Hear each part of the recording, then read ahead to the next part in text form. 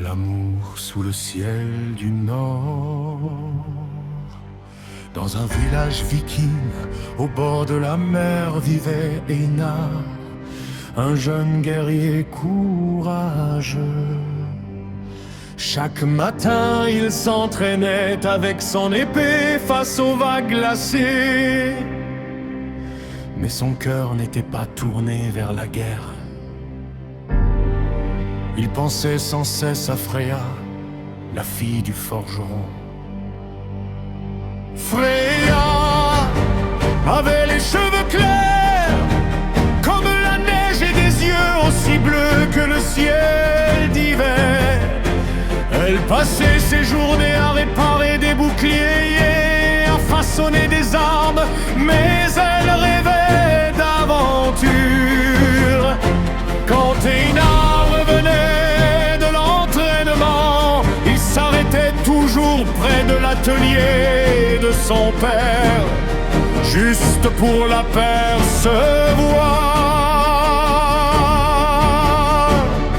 Un soir, alors que le soleil disparaissait derrière les montagnes, Einar osa lui parler. Ils marchèrent ensemble le long du rivage.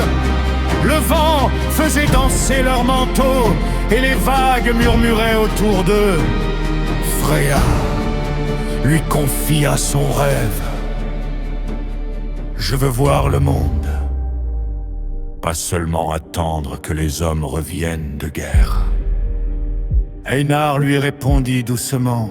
Alors, je me battrai pour que tu puisses le voir en paix. Mais la paix ne dura pas longtemps. Un jour, des ennemis arrivèrent par la mer. Le chef du village appela tous les guerriers. Einar dut partir au camp d'eux. Avant de partir, Freya lui offrit un petit pendentif en forme de loup. Reviens-moi vivant, murmura-t-elle. Einar serra l'objet contre son cœur et monta sur son dracard. La bataille fut terrible, le ciel était noir, la mer agitée et le bruit des épées résonnait comme le tonnerre. Einar se battit avec force, pensant à Freya, à chaque coup qu'il portait. Il fut blessé, mais il continua jusqu'à ce que l'ennemi fuit. Après de longues semaines, les dracars revinrent enfin au village. Freya courut vers le port, son cœur battait fort. Elle vit Einar, fatigué mais vivant.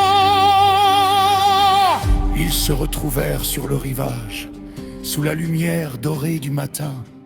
Sans un mot, ils s'enlacèrent. Les dieux leur avaient laissé une seconde chance. Plus tard, autour d'un grand feu, Einar prit la main de Freya. Viens avec moi, nous voyagerons ensemble.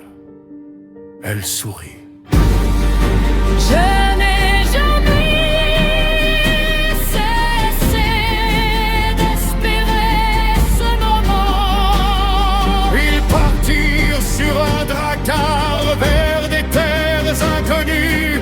La mer devant eux, le passé derrière. Et l'amour comme seule boussole. Sous le ciel du Nord, deux cœurs vikings avaient choisi la même route.